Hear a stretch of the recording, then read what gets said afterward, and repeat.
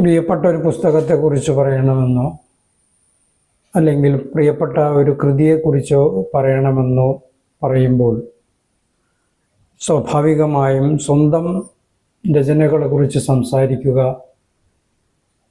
ഏറ്റവും ബുദ്ധിമുട്ടുള്ള കാര്യമാണ്. കാരണം ഒരു എഴുത്തുകാരനെ സംബന്ധിച്ചിടത്തോളം അയാളുടെ പുസ്തകങ്ങളൊക്കെ പ്രിയപ്പെട്ടതായിരിക്കും. അതിലൊന്നിനെക്കുറിച്ച് മാത്രം പറയുമ്പോഴാണ് അയാൾക്ക് ബുദ്ധിമുട്ടുണ്ടാകുന്നത്. എങ്കിലും പാർമൽ ഗ്രന്ഥാലയം സജീവമായി എഴുത്തിലും വായനയിലും സർഗപ്രവർത്തനങ്ങളിലും ഏർപ്പെടുന്ന ഒരു മികച്ച വായനശാലയാണ്.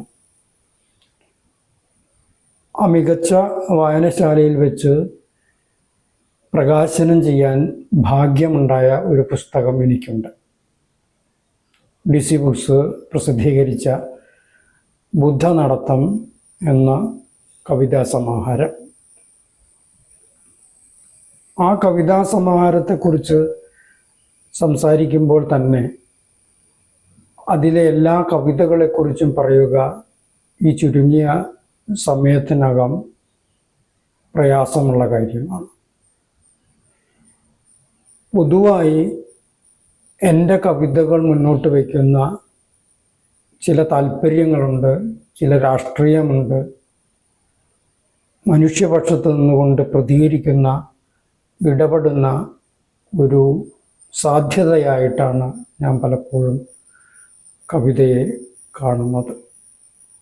അതൊരു ഭാഷാ കേളി മാത്രമല്ല, അതിൽ അപ്പുറം ഞാൻ അനുഭവിക്കുന്ന എൻ്റെ ജീവിതവും എൻ്റെ സാമൂഹിക ഇടപെടലും ഉണ്ടാക്കുന്ന അനുഭവങ്ങളുടെ ആകെത്തുകയിൽ നിന്ന് പുറത്തേക്ക് വരുന്ന വാക്കുകളുടെ ആവിഷ്കാരമാണ്, വാങ്മയ ചിത്രങ്ങളാണ് വാസ്തവത്തിൽ ഞാൻ എഴുതാൻ ഉദ്ദേശിക്കുന്ന കവിത, അല്ലെങ്കിൽ ഞാൻ എഴുതിയ കവിതകൾ.